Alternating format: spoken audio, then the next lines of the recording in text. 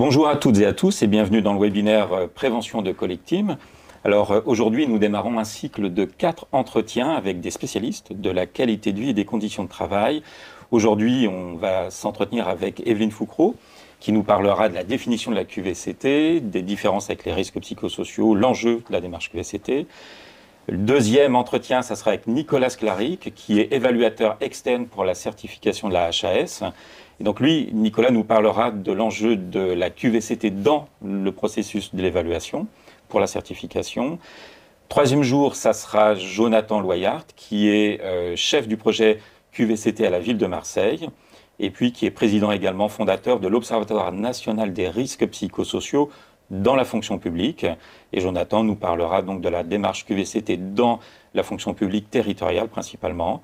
Et on finira ce cycle de 4 entretiens avec le docteur Philippe Colomba, qui est médecin, professeur en hématologie au CHU de Tours, et président de l'Observatoire national de la QVT pour le personnel de santé de 2018 à 2021, président également de l'association Aquavie, qui est l'association pour la qualité de vie des soignants. Et aujourd'hui, donc, j'accueille avec plaisir Evelyne Foucreau. Elle est professeure des universités en psychologie sociale et du travail à l'université de Tours.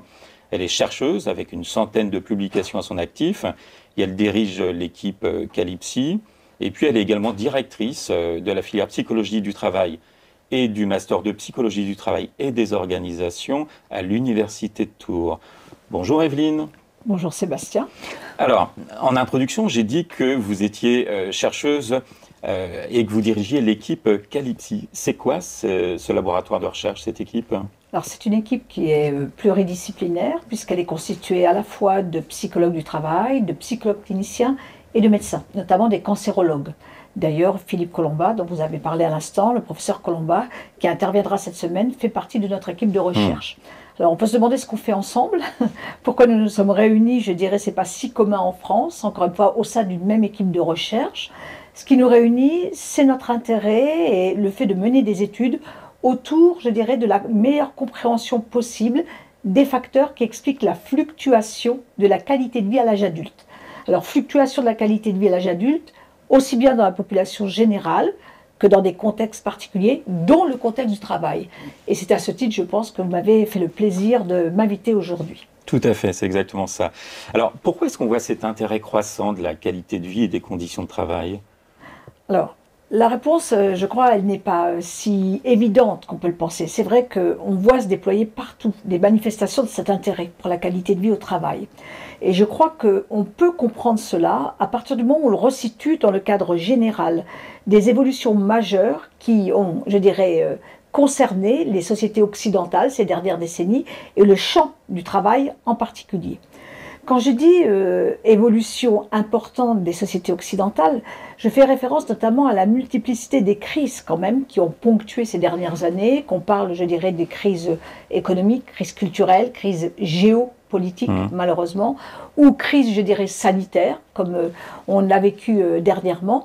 Tout ce qui fait qu'aujourd'hui, les experts, quand ils parlent de cet univers-là, eh bien, le caractérisent de monde VICA, un monde volatile, un monde incertain, un monde complexe, un monde, je dirais, marqué par l'ambiguïté. Alors, pourquoi est-ce important ? Et de le mettre en lien avec la qualité de vie au travail ou la QVCT, nous aurons l'occasion d'en reparler, eh bien parce que ces évolutions ont aussi, je dirais, affecté le champ professionnel, affecté, alors dans un sens positif ou parfois dans un, je dirais, dans un sens négatif. Et effectivement, les mutations du monde professionnel sont aujourd'hui, je dirais, presque une évidence. Je donnerai, si vous me permettez, 2 ou 3 exemples de cela. Spontanément, si on interroge un quidam et on lui dit, voilà, qu'est-ce qui a bougé dans le monde du travail ? On dit télétravail. Par exemple, télétravail. Avec la crise Covid. Exactement, avec la crise Covid. On pense à ce que, je dirais, certains appellent l'ubérisation des emplois, c'est-à-dire le fait que la relation entre un client, par exemple, et un prestataire de services ou un fournisseur de produits passe par des plateformes numériques et il n'y a plus ce contact direct, encore une fois. Ou plus généralement, ce dont on parle, et qu'on appelle la révolution 4.0, qui affecte le monde du travail. Donc bref, des bouleversements majeurs, des bouleversements majeurs qui sont accompagnés de nouvelles conditions de travail et de nouvelles pratiques de travail. Par exemple, les managers, peut-être certains sont en ligne et nous écoutent aujourd'hui, eh bien, savent qu'il y a des vrais challenges autour de ce qu'on appelle le e-management. Est-ce qu'on gère de la même manière des équipes qui sont en télétravail que des équipes qui sont en présentiel? À l'évidence, non. Oui, c'est pas sûr, effectivement. C'est probablement, je dirais, pas sûr.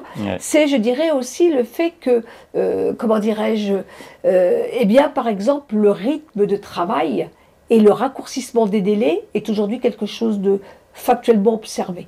On sait que ça s'est intensifié, la charge de travail, le rythme de travail. Donc, tout un ensemble de bouleversements qui fait que, eh bien, ça a eu un impact à la fois sur les salariés, sur les collectifs de travail et sur les organisations. Est-ce qu'il y a des attentes vis-à-vis du travail qui ont changé, soit vis-à-vis du travail en lui-même ou des organisations? La réponse pour nous, psychologues du travail, et notamment scientifiques qui travaillons sur cet univers et qui pouvons faire des comparaisons, je dirais, dans le temps, eh bien la réponse est positive. Effectivement, il semblerait que toutes ces évolutions, toutes ces mutations ont profondément transformé le rapport à l'activité professionnelle. Alors, qu'est-ce que ça veut dire? On entend souvent dire, eh bien, effectivement, il y a moins d'engagement, notamment chez les jeunes générations. Est-ce que c'est vrai là aussi? Je dirais, j'aurais de réponses toutes prêtes sur le sujet si j'en savais moins sur la question, pour dire les choses clairement, parce que c'est complexe, parce qu'on confond souvent engagement au travail, engagement dans la tâche, engagement vis-à-vis de l'organisation. Donc, est-ce qu'aujourd'hui on est moins engagé dans le travail? Je ne peux donner qu'une réponse qui est nuancée. En revanche, ce que nous savons, c'est que l'identification aux organisations du travail a profondément été altérée, je dirais, par ces mutations du monde professionnel. Et d'ailleurs, aujourd'hui, on observe de plus en plus que nous appelons des carrières nomades. C'est même plus des carrières protéiformes qui changent de forme, des carrières nomades. Ça veut dire qu'on reste un temps dans l'organisation, lorsqu'elle satisfait certains de nos besoins psychologiques qui sont importants, besoins aussi économiques, et puis on peut changer, on peut, je dirais, errer en quelque sorte, expérimenter d'autres trajectoires dans le champ professionnel. Est-ce qu'il y a ce changement d'identification justement? En fait, quand on rencontre quelqu'un pour la première fois, souvent quand on se présente, on parle du métier qu'on fait. On dit bah voilà, moi je suis, je sais pas, je suis responsable prévention, je suis médecin, etc. Est-ce que cette identification au travail et au métier resterait selon vous, et celle à l'organisation diminuerait? Alors, c'est des vraies questions que nous étudions d'ailleurs dans les recherches que nous menons actuellement. Je pense notamment à une thèse de doctorat, vous voyez, qui aujourd'hui porte sur ces processus d'identification dans la fonction publique territoriale. Oui. Avec le nouveau management public, est-ce qu'on s'identifie moins, je dirais, comme relevant d'une fonction publique, et est-ce qu'on s'identifie plus ou de manière équivalente avec le métier, voire avec l'organisation dont on dépend? Alors, c'est très variable d'un secteur à l'autre. Mais néanmoins, ce que l'on sait, c'est que l'identification, je dirais, au métier demeure plus fort que l'identification à l'organisation. Même pour la fonction publique? Même pour la fonction publique. Très clairement, aujourd'hui, je dirais, on ne s'identifie plus, on travaille beaucoup sur ces valeurs pour voir s'il y a une convergence des valeurs des salariés avec leur secteur, je dirais, d'exercice professionnel. Très très clairement, on s'aperçoit que cette identification, elle est très affaiblie, elle s'est beaucoup affaiblie ces dernières années. Oui. Alors, sur la question de la qualité de vie des conditions de travail, il n'y a pas d'obligation légale sur cet aspect-là. En revanche, il y a la question des risques psychosociaux, où là, c'est encadré par le Code du travail, il y a une obligation légale. Quelles sont les différences entre QVCT d'un côté et RPS de l'autre côté?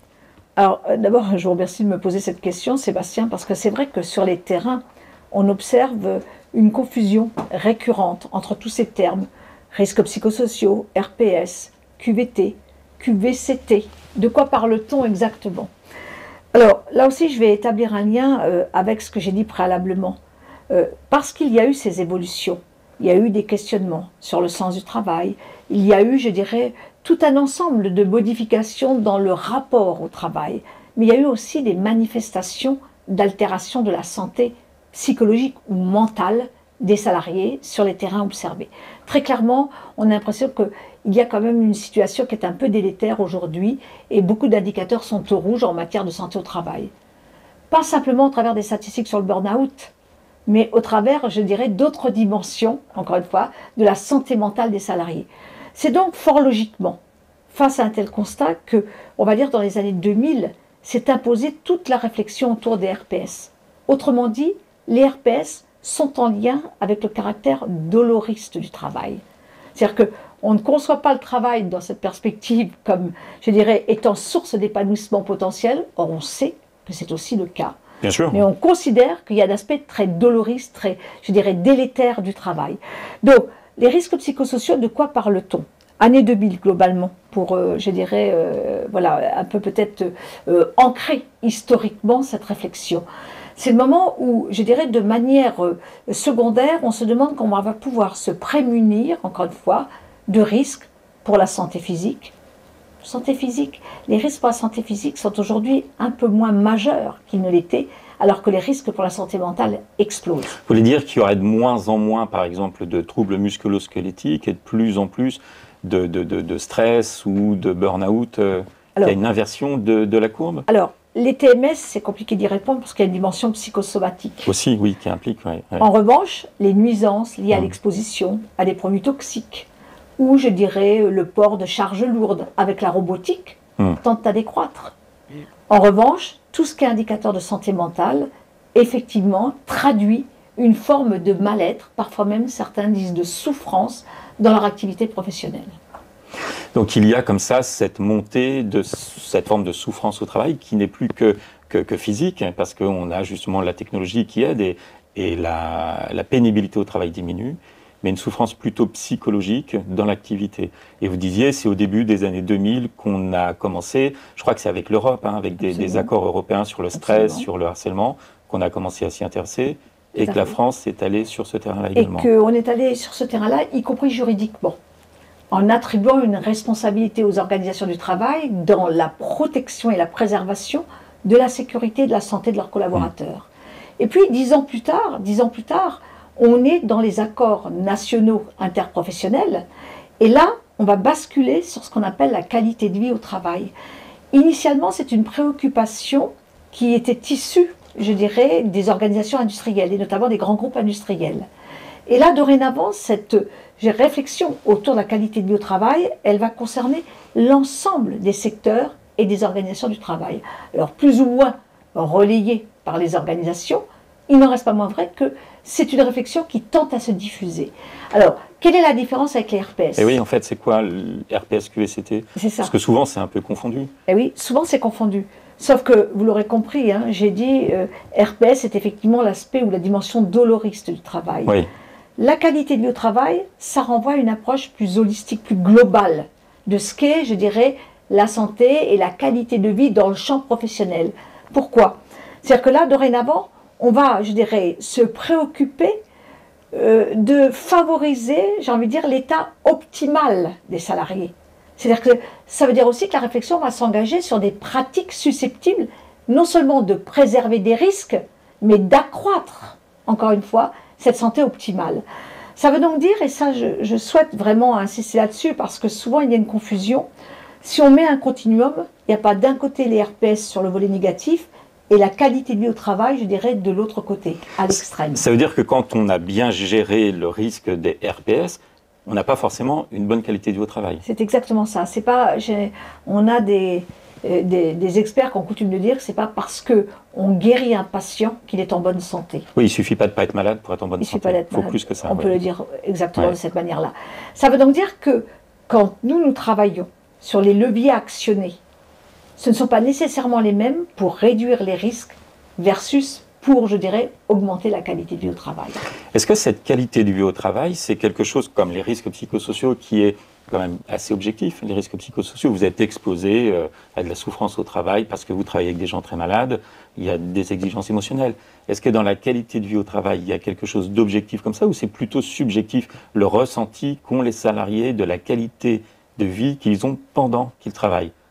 Alors, je pense que dans les deux cas, c'est la psychologue du travail qui va s'exprimer. Dans les deux cas, ce qui est le plus important pour prédire à la fois des états de santé, des attitudes ou des comportements, ce qui est important, ce n'est pas la réalité, c'est la perception que, je dirais, les personnes concernées en ont. Ouais.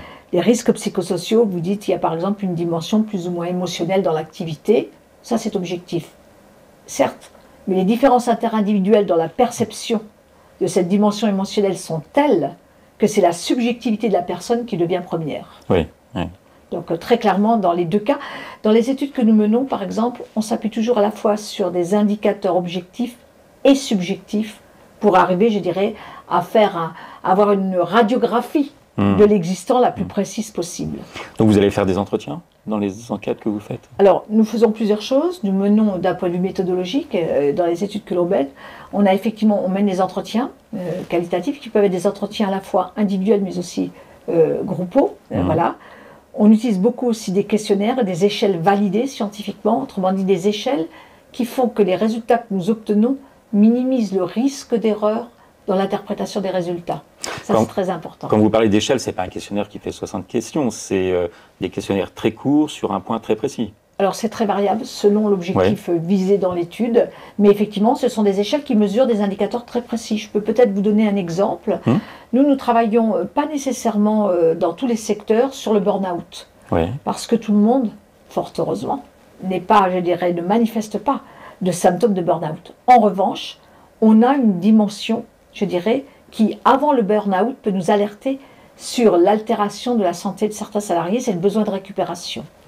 Ce besoin de récupération, plus il est élevé, plus l'individu se rapproche de cet état, je dirais, terrible pour la personne et pour l'organisation qu'est le burn-out. Donc, et dans certains secteurs professionnels, on a du mal à avouer qu'on est en état de pré-burn-out. En revanche, parler de besoin de récupération, quand le soir, il faut plus d'1 heure ou 2 heures avant de pouvoir récupérer de l'énergie et des efforts qui ont été réalisés dans le travail, alors ce sont des indicateurs de santé qui sont très précieux pour pouvoir dresser un diagnostic. Dans les démarches QVCT qui sont engagées par les organisations, est-ce qu'il y a des limites à ces démarches-là? Il y a de vraies limites, pour dire les choses clairement, parce que les organisations, effectivement, sont conscientes, je dirais aussi, de la nécessité de prendre en compte la qualité de vie au travail de leurs collaborateurs, très clairement. Et donc, dans un souci, je dirais, de s'approprier ce type de responsabilité, elles mettent en place, pour un certain nombre d'entre elles, des initiatives. Alors qui vont du plus folklorique, j'ai envie de dire, ou du plus fantaisiste peut-être. Comme quoi? Est-ce qu'on peut dire au plus sérieux? Eh bien écoutez, j'ai envie de dire, alors, effectivement, quand je dis au plus sérieux, ou en tout cas au plus engageant peut-être pour l'organisation, ça va, je dirais, du panier de fruits que l'on dépose à côté du bureau du collaborateur, considérant qu'on va contribuer, alors j'espère ne pas choquer ceux et celles qui nous écoutent, mais qu'on va contribuer ce faisant à sa qualité de vie au travail. C'est par exemple, je dirais, des formations au stress par téléphone, c'est par exemple des séances de yoga in situ. C'est, je dirais, voilà, je pourrais à l'infini. C'est par exemple des sessions, j'ai assisté dernièrement à des sessions de formation de salariés dans lesquelles on les purifiait de leurs pensées toxiques en lien avec le travail. Attention à ces dérives, qui font d'ailleurs qu'on les désigne souvent en parlant de grit washing. C'est-à-dire que, quelque part, on fait du saupoudrage, et ce faisant, alors que l'idée au départ est tout à fait, je dirais, respectable, mais qui n'aboutit en aucun cas, encore une fois, eh bien, je dirais, à des pratiques en faveur de la qualité de vie au travail. Oui, il ne faut pas confondre la qualité de vie au travail dans le sens où on est arrivé sur le lieu du travail et quand on est au travail. Ce n'est pas la même chose. Être au travail, avoir des fruits bu à côté n'améliore pas le fait qu'on travaille. C'est exactement ça. Quand on travaille, c'est la communication, c'est plein d'éléments qui vont faire qu'on va avoir des bonnes conditions. Tout à fait. Ça veut donc dire que là, on a des pratiques qui sont souvent très opportunistes, si je puis dire, non pensées stratégiquement, très très rarement évalué. On dit ça marche. Encore faut-il l'évaluer, mais l'évaluer avec des mesures qui soient suffisamment objectivées pour qu'on sache que ça fonctionne. Mais justement, alors, on a eu ce passage de la QVT à la QVCT, l'ajout du C qui est pour les conditions de travail. Qu'est-ce que ça vient justement préciser? Alors, je pense que dans l'esprit de ceux qui ont, je dirais, porté, encore une fois, cette évolution, je dirais, sémantique, en quelque sorte, passage de la QVT à la QVCT, il y avait cette idée de remettre au premier plan, effectivement, l'importance des conditions de travail. Peut-être parce que la qualité de vie au travail, c'est dans le travail, et les conditions de travail sont importantes. Le paradoxe pour moi, c'est que ce faisant, on n'a pas rappelé, je dirais, un échelon qui est selon moi tout à fait déterminant pour la qualité de vie au travail des salariés, c'est le niveau, je dirais, de l'organisation.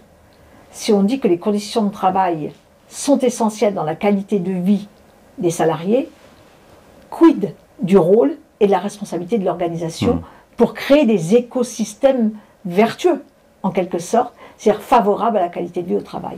Alors, en fait, cette QVCT, c'est quoi? C'est une chimère ou c'est un vrai défi, un vrai enjeu? C'est un vrai défi. Je ne pense pas du tout que ce soit une chimère contemporaine. Alors effectivement, on en parle beaucoup, certes. Qui l'a vu? Je ne sais pas, hein, pour reprendre une formule célèbre. Mais en tous les cas, si vous voulez, c'est un vrai défi qu'on peut relever. Depuis ces 5 dernières années, nous avons travaillé à partir d'une thèse de doctorat et nous avons continué à développer nos travaux là-dessus. Et notamment, si vous voulez, nous avons fait le constat que, y compris dans la littérature scientifique, on minimisait la responsabilité de l'organisation dans le déploiement, je dirais, d'actions en faveur de la qualité de vie au travail ou de la QVCT. Et donc, ce faisant, nous avons développé ce qu'on appelle le construit ou le concept, peu importe, des pratiques organisationnelles vertueuses. De quoi s'agit-il? Nous les distinguons de ce qui a beaucoup été exploré par les scientifiques, notamment les pratiques haute performance. Le terme est clair, ça veut dire qu'on pense les pratiques pour optimiser la performance individuelle, groupale et organisationnelle. Et ce faisant, on pense qu'on contribue à la vie de l'organisation. C'est vrai, d'une certaine manière. Le problème, c'est qu'on sait aussi depuis que ces pratiques haute performance, il y a une face sombre, il y a un volet sombre. Ah oui. On parle, nous, d'effets curvilinéaires, c'est-à-dire que jusqu'à un certain point, ces pratiques augmentent la performance, et à un moment donné, la pression devient telle que la performance décroît, parce que l'empreinte humaine, je dirais, la dimension humaine de ces pratiques devient délétère pour l'organisation.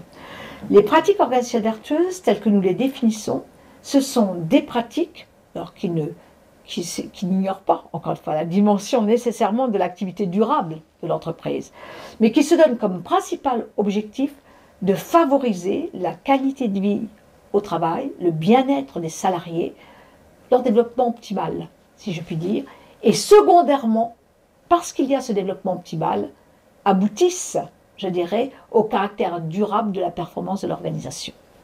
Vous voyez que on change de prisme. D'un côté, on dit, premièrement, ce qui est le plus important, c'est la performance. Si les gens sont bien, c'est un plus. Cerise sur le gâteau, si je puis utiliser cette expression imagée. Et alors que là, dans les pratiques organisationnelles vertueuses, ce qui est prioritaire, c'est avant tout, je dirais, la qualité de vie au et dans le travail qui va permettre effectivement le caractère durable de la performance de l'entreprise. Est-ce qu'avec les études que vous avez menées, vous avez identifié des axes qui reviennent fréquemment sur les leviers qu'on pourrait mettre en œuvre dans une entreprise, dans une organisation? Oui. Est-ce qu'on peut, si on veut s'attacher à mettre en place une démarche QVCT, est-ce qu'on peut se dire, voilà, il y a 2 ou 3 axes, on est sûr de ne pas se tromper là? Alors, si ce n'est des axes, mais des familles de pratiques. Par exemple, dans le projet que j'évoquais, pendant très longtemps, hein, là aussi, il faut le dire, les organisations confondent souvent, je dirais, la responsabilité des managers avec la responsabilité de l'organisation. Autrement dit, les managers se sont trouvés à un niveau pas toujours très confortable, où on leur demandait d'assumer la promotion de la qualité de vie de leurs collaborateurs, sans parfois en donner réellement les moyens, si je puis dire, générant d'ailleurs une forme de souffrance, je dirais notamment chez les managers de proximité. Bien. Alors, est-ce qu'il y a des axes sur lesquels agir? Plusieurs remarques. Quand je parle de pratiques organisationnelles vertueuses, tout d'abord, je parle de pratiques formelles qui, je dirais, sont intégrées à la stratégie même de l'organisation. Autrement dit, la QVCT n'est pas, je dirais, une action ponctuelle, opportuniste à un moment donné. C'est que la QVCT traverse toutes les orientations stratégiques de l'organisation. On ne développe pas une orientation sans, je dirais, le mettre en relation avec la qualité de vie au travail des pratiques organisationnelles vertueuses. Donc il faut que ça soit porté par la direction. Par la direction, ouais. Très clairement oui, quel que soit le secteur d'activité considéré. Nous sommes actuellement en train d'implémenter ces pratiques organisationnelles vertueuses dans des secteurs très différents, secteur des institutions, y compris on a des collaborations avec les services RH des armées, on a des collaborations avec des grands groupes industriels, on a des collaborations avec la fonction publique territoriale. Nous implémentons ces pratiques organisationnelles vertueuses et je dirais l'idée c'est de suivre sur 2 ou 3 années avec des mesures répétées pour arriver à faire la démonstration de leur action. Je réponds maintenant, c'est pas à votre question. Vous dites est-ce qu'il y a des axes? On a distingué au départ 8 familles de pratiques. en nous appuyant sur des travaux qui ont été menés, je dirais, dans d'autres cadres, qui sont pour nous des familles de pratiques qui, je dirais, peuvent être décrites en termes très opérationnels. Je vous donne quelques exemples pour illustrer cela. Des pratiques de conciliation vie privée, vie professionnelle, des pratiques de gestion des carrières, des pratiques de justice organisationnelle. De quoi s'agit-il? Peut-être un peu moins compréhensible que les deux exemples précédents. Oui, la justice organisationnelle. La justice organisationnelle, c'est à la fois mettre en place des pratiques qui vont assurer, je dirais, l'équité dans la distribution des ressources, qu'on appelle l'équité distributive. L'équité informationnelle. Est-ce que les systèmes de communication et d'information dans l'organisation, je dirais, sont distribués, je dirais, de manière équilibrée, équitable? Et puis, la justice procédurale. Est-ce que dans la prise de décision, là aussi, il y a, je dirais, eh bien, la possibilité pour les salariés de sentir qu'ils sont véritablement intégrés à ces prises de décision? Donc, tout un ensemble de pratiques, au départ, et nous avons d'ailleurs validé une échelle, un questionnaire qui nous permet de s'assurer de la maturité de l'entreprise, là où elle en est par rapport à ces pratiques organisationnelles vertueuses. Et nous avons déjà fait la démonstration sur un certain nombre d'indicateurs de santé et de qualité de vie au travail pour démontrer que plus ces pratiques sont déployées, plus la qualité de vie au travail, le bien-être au travail et le fonctionnement optimal des salariés est, je dirais, démontré. Leur résilience même, leur capacité à faire face, je dirais, aux contraintes multiples qui leur sont adressées. Donc ça fonctionne, j'ai envie de dire. Il nous faut aller plus loin, encore une fois, dans la démonstration, d'où les projets que j'ai évoqués précédemment. Et quand vous accompagnez une entreprise ou une collectivité comme ça, l'évaluation, ça veut dire que vous refaites passer un questionnaire à, je sais pas, 6 mois, 12 mois, 18 mois? Alors là, le ministère de la Recherche nous a donné un très gros budget et on a créé d'ailleurs un laboratoire commun avec des terrains professionnels et notamment avec une organisation professionnelle pour implémenter avec leurs entreprises adhérentes ces pratiques organisationnelles vertueuses. Et l'idée sur 3 ans, c'est, je dirais, développer une application qui va nous permettre d'observer les fluctuations de cette qualité de vie au travail perçue par les collaborateurs, de pouvoir voir si ça fonctionne, premier point. Est-ce qu'il y a des événements, par exemple, particuliers de la vie de l'entreprise qui viennent, à certains moments, inhiber l'effet, ou au contraire, optimiser l'effet des pratiques organisationnelles vertueuses? Donc oui, ce sont des mesures répétées dans le temps. Oui, parce qu'en fait, si ça fluctue avec la vie de l'entreprise, il faut mesurer ça au moment où ça fluctue. C'est ça, exactement. Donc là, si vous voulez, c'est des mesures vraiment très très répétées, parce que dans notre domaine, nous savons aussi qu'on confond souvent corrélation et causalité. Ah oui, c'est pas la même chose. C'est pas la même Est-ce que vous chose. pouvez nous expliquer un peu la différence entre une corrélation et une causalité? Bien sûr. Ben, par exemple, je suis, moi, dirigeant d'entreprise, je me dis, voilà, je vais mettre en place un système de récompense avec des primes liées à la performance. Bien. Et donc je mets en place ce système de primes, je fais une enquête de satisfaction, et je dis, ça marche parce que même avant, on avait une mesure avant l'instauration du système de primes, eh bien, ils étaient moins satisfaits qu'ils ne le sont aujourd'hui. Non. 2 temps de mesure ne permettent pas de dire que ce qui est observé, je dirais, est l'effet de la cause qui a été mise en place. Le seul moyen pour ce faire, c'est de multiplier les prises, je dirais, de mesures, en quelque sorte, et d'observer ces trajectoires de fluctuation. Là, on peut aboutir, encore une fois, à des interprétations en termes de causalité. Ouais, je ne sais pas si je suis claire. Si. De façon très triviale, c'est pas parce qu'il y a des escargots après la pluie qu'il pleut des escargots. C'est exactement ça. Voilà. L'image est beaucoup plus parlante que ma démonstration. Voilà. Bon, quel est le rôle et la place des différents acteurs dans l'environnement du travail, justement, vertueux? Parce qu'il y a, dans l'entreprise, il y a plusieurs... Enfin, il y a le comité de direction qui va insuffler, il y a le management, il y a les équipes, les salariés, il y a le CSE. Oui. Quelle est la place de tout ce monde-là? Alors, vous l'aurez compris au travers de mon propos, hein, je crois fort aux effets de ruissellement, mais pas comme on en a entendu parler dans l'actualité et sous d'autres formes ou dans d'autres domaines. Effet de ruissellement, c'est-à-dire que je pense que le levier le plus efficace pour développer la QVCT, c'est effectivement une gouvernance engagée, stratégiquement engagée sur cette thématique, qui porte, je dirais, de manière explicite, officielle, cette préoccupation autour de la QVCT. Pourquoi? Pourquoi ça marcherait? Tout simplement parce qu'on rentre dans ce qu'on appelle le gain des ressources. C'est-à-dire que l'organisation est une ressource, elle propose des pratiques organisationnelles vertueuses qui va impacter et permettre aux salariés de développer ses propres ressources personnelles. J'augmente ma confiance en moi-même. Je suis plus optimiste sur le développement de l'entreprise. J'ai le sentiment que mes propres valeurs sont en concordance avec les valeurs de l'organisation. Et ce faisant, je développe des comportements, des états psychologiques qui sont favorables à l'activité durable de l'organisation. Donc effectivement, il y a ce rôle majeur de l'organisation. Alors qui peut se traduire, je dirais, c'est pas simplement, on est un pays de TPE et PME. Oui, paraît-il, oui. Donc souvent, quand même, je dirais, la gouvernance des organisations, parfois se restreint, ce qui n'est pas le plus souhaitable, hein, à une seule personne, le père fondateur, pour reprendre cette terminologie, mais on a un staff de direction qui est souvent assez restreint, si je puis dire, mais il faut que cette gouvernance soit unanimement engagée dans la démarche pour que les effets soient les plus bénéfiques possibles.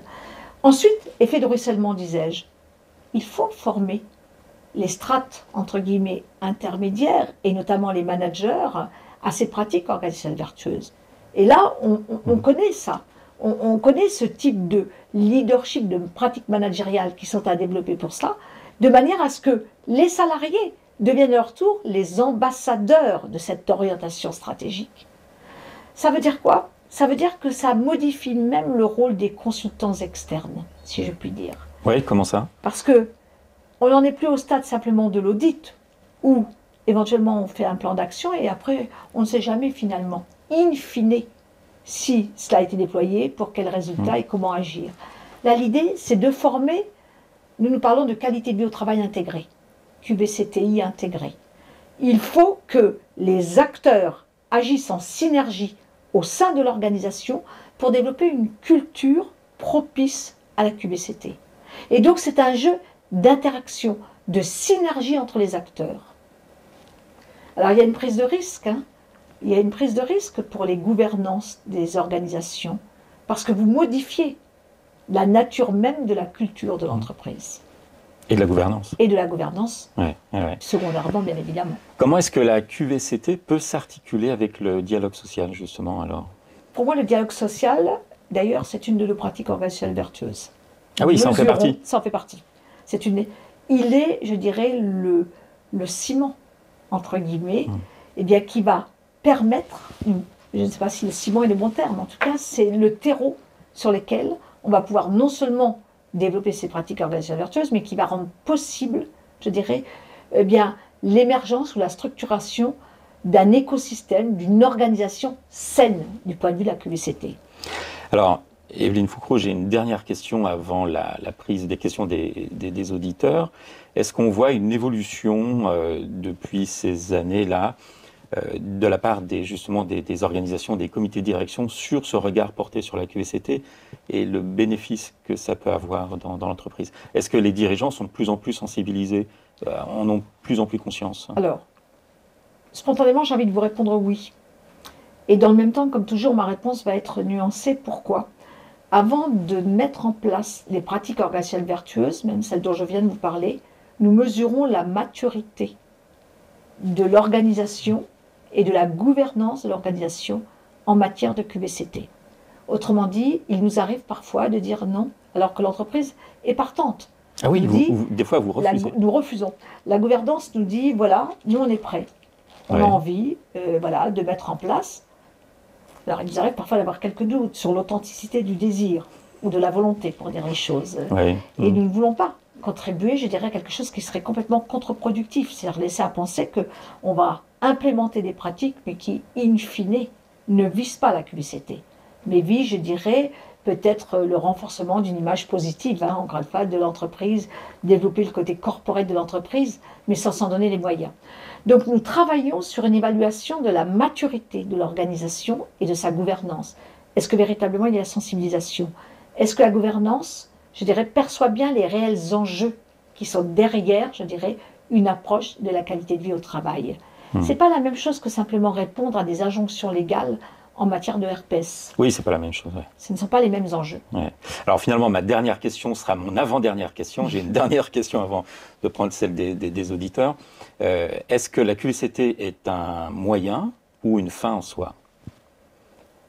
Alors, je réfléchis parce que je trouve que c'est une question extrêmement pertinente pour dire les choses. Merci. Sébastien, je crois qu'il ne faut pas oublier que c'est malgré tout un moyen au service du développement durable des organisations. Je crois que ça, on ne peut pas faire l'économie, encore une fois, de cette réflexion-là. Laisser à dire que c'est une finalité en soi, je ne crois pas du tout au bonheur au travail. Pour parler clairement, je pense que c'est une supercherie, une imposture. Parce que d'abord, est-ce que le bonheur, on doit l'attendre dans le travail? Je ne suis pas non plus convaincue de cela. Il faudrait aussi définir le bonheur. Il faudrait définir le bonheur. Je suis entièrement d'accord avec vous, donc je ne vais pas vers cette orientation-là.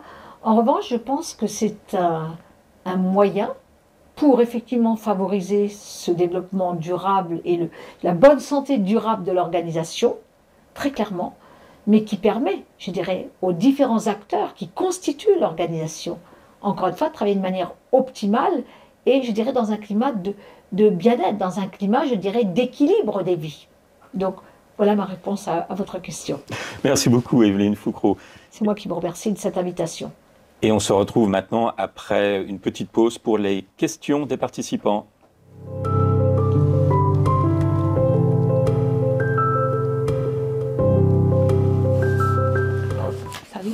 Oh, c'est bon. Voilà, donc deuxième partie, questions des participants. Il y avait les questions préalables qui étaient sur la rediffusion, l'accès, etc. Bien sûr, vous aurez tout ça. Il y a une question de Lydie qui demande s'il est possible d'avoir accès au questionnaire dont vous parlez. Comment ça se passe? Alors, c'est un... J'imagine que Lydie aimerait pouvoir déployer le questionnaire dans son entreprise. Oui. Comment est-ce qu'elle peut faire? Alors, aujourd'hui, et d'ailleurs c'est là aussi où nous avons changé, nous chercheurs, nous avons protégé cet outil. Ça veut dire que, oui, absolument, il est sous licence Creative Commons. Ça veut dire, qu'est-ce que ça veut dire concrètement? Ça veut dire que les chercheurs du monde entier, j'étais au Canada il n'y a pas longtemps, et ils implémentent ces pratiques organisationnelles vertueuses et les mesures, notamment au Canada, mais aussi dans d'autres pays, peuvent, je dirais, y avoir recours sans aucune contrepartie. Simplement, ils nous fournissent les données, ce qui nous permet à nous de traiter ces données et ainsi d'en savoir plus sur les pays des pratiques organisationnelles vertueuses. Pour, je dirais, le secteur professionnel, donc il y a une demande, entre guillemets, à formuler. Et très souvent, par rapport aux demandes, là, on est en train de traiter 3 ou 4 demandes actuellement où on fait une convention partenariale. Ça veut dire que là aussi, même démarche, les salariés peuvent, pas les salariés, les entreprises peuvent utiliser cette échelle, mais en contrepartie, on récupère des données. Bon, il y a des tas je dirais, de conditions qui sont assorties à l'utilisation de ce questionnaire. D'accord. Il y a quelques années, tous ces questionnaires étaient en accès libre accès. En libre accès. Aujourd'hui, nous les protégeons très clairement, en tout cas moi dans mon équipe, systématiquement. Là, on a construit une échelle d'évaluation, par exemple, des pratiques de reconnaissance. Alors, parce qu'il n'y a pas actuellement une pratique de reconnaissance, mais on reconnaît quoi? Pas simplement les efforts déployés. Je dirais la contribution à la capacité d'innovation d'entreprise. On reconnaît le salarié en tant que personne singulière. Donc, on a créé cette échelle. Et même remarque, elles sont protégées. Donc, l'entreprise qui souhaiterait les déployer, vous contactez. Alors, on vous contacte où? Alors, on contacte très simplement. Peut-être pourra-t-on mettre éventuellement... oui, on pourra mettre un lien. Un lien. Et notamment avec le site de mon équipe de recherche, Calypsi. Donc, et c'est un site qui est rattaché à l'université? Oui, à l'université de Tours. Donc, on va sur l'université de Tours? Non, on va sur Google, on tape Calypsi, Université de Tours, et vous tombez sur notre site. D'accord, très bien. Est-ce qu'il y a d'autres questions des participants?